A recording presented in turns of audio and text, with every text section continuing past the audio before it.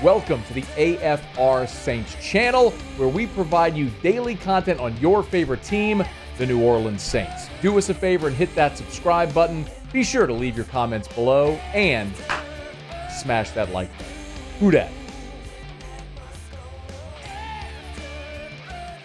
Got a little mock draft roundup here that Muse threw together. So this is 15 analysts that have thrown together their most recent mock drafts. Of the 15 that Muse pulled, 5 of the 15 have Shedeur Sanders going to the Saints.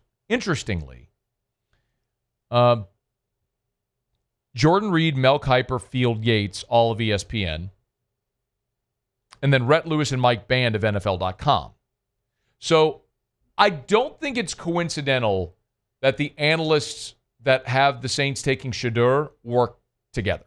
That's a shared information thing. So someone's probably got information they think is good and why that's going to happen that way. After that, so there's 10 other projections. Kelvin Banks is on here twice. Tet McMillan is on there once. Shamar Stewart. Will Johnson is on there a couple times. Michael Williams is on there. Jahdae Barron from Texas. Jaxson Dart. Chad Reuters from NFL.com has the Saints taking Jaxson Dart at 9 overall. That, to me, would be the one where you just kind of would throw your hands in the air. And it's not because I don't like the idea of Jaxson Dart. We started the show today. If you missed it, Adam Schefter has a report that that the Saints are not necessarily interested in Shedeur Sanders. They're more interested in Jaxson Dart and would likely take an offensive or defensive lineman at 9. And then they've already made calls, according to a report from Schefter, making calls to move up from 40. So what you might see is the Saints take best available at 9 and then find a way to try to get ahead of Cleveland to take Jaxson Dart. So is that late round 1? Is it the beginning of round 2? Don't know. But effectively, the Saints would take the 40th pick and probably some of the draft capital they got from Washington. Remember, the Saints got Washington's 3 and 4 this year. So they have an additional 3rd and 4th round pick. So you've got draft capital to be able to make it happen if you need to move up a few spots to take Jaxson Dart for whatever you think might be the spot to get him if that's the guy you want. I think it would be really interesting to know what Kellen Moore's opinion is and what his role will be in this draft room as well. So it's pretty clear somewhere along the line in this draft, the Saints are going to pick a quarterback. It's just a matter of where. And so we were talking about by the way, for whatever it's worth, the odds, the latest odds, and this is FanDuel, the latest odds when you look at draft by position, odds by position, it's still a plus 110 quarterback. This is, by the way, it's up at LouisianaSports.net. It's free.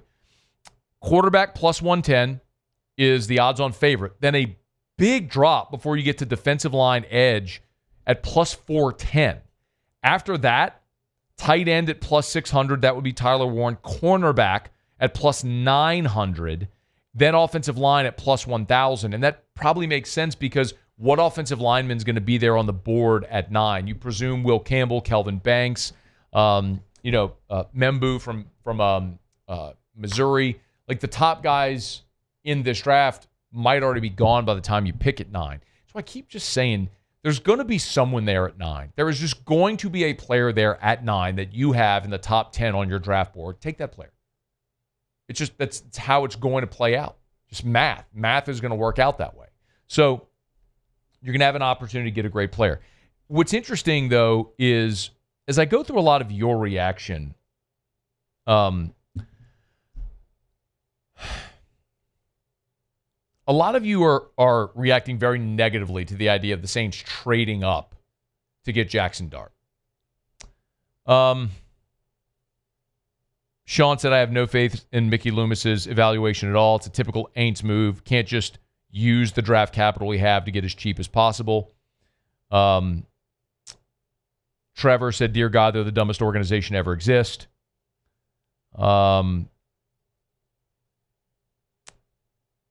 Chris said just flatly mistake. There was another one I wanted to read. Here it is. Brian, who said, in one of the worst draft classes for quarterbacks in recent years, the Saints are going to trade up for a quarterback. That's the most Mickey Loomis thing ever. Makes total sense. Facepalm emoji. I just want to be clear. Like, I don't have a problem trading up for a quarterback. I don't. I have a problem trading up from 9 to take a quarterback in this class. Like, if it were a different year, like a season ago, if you went from 9 to 2 to take Jaden Daniels, that would make sense.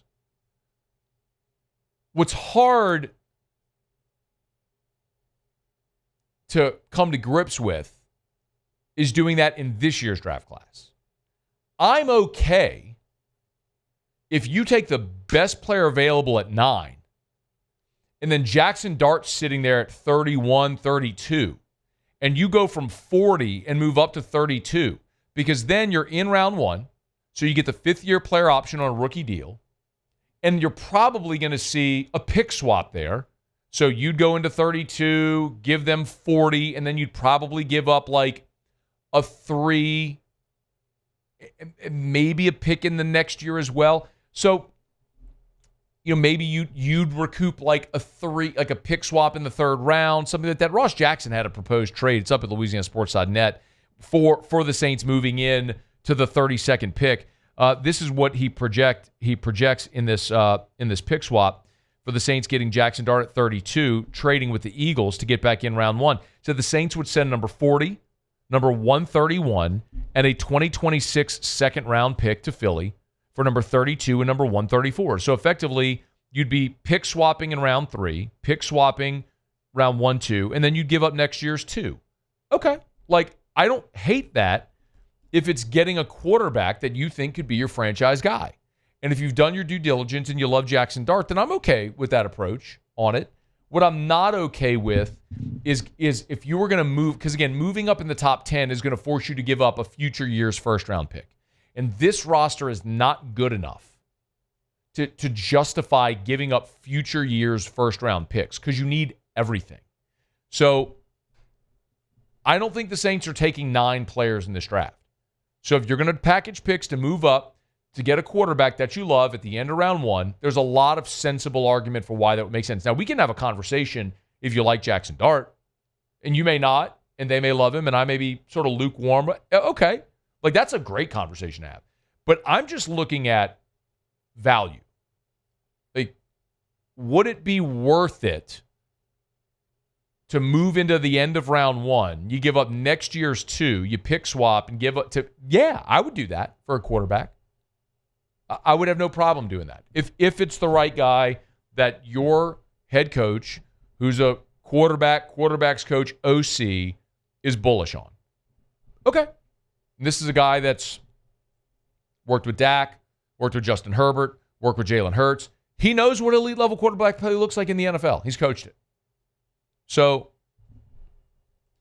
yeah, I'm not telling you you're getting a future Hall of Famer there, but I don't hate the idea. What I hate is the idea of moving up from 9 to 3 or 4. 9 to 3 to go take Shedeur. Like, that I would hate. Taking Jaxson Dart at 9, I could not get on board with that because there's no indication that anyone else has Jaxson Dart that high on their board. So why would you take him at 9 when in theory you could make a deal to get him later in round 1 at some point where it would make sense? And if it doesn't make sense, then you look at Tyler Shutt later, or you look at Quinn Ewers later, or you look at a different prospect later. But I can be okay with it for the right deal. Hey, thanks so much for watching. Please leave your comments. I love to interact, and be sure to hit the red subscribe button below.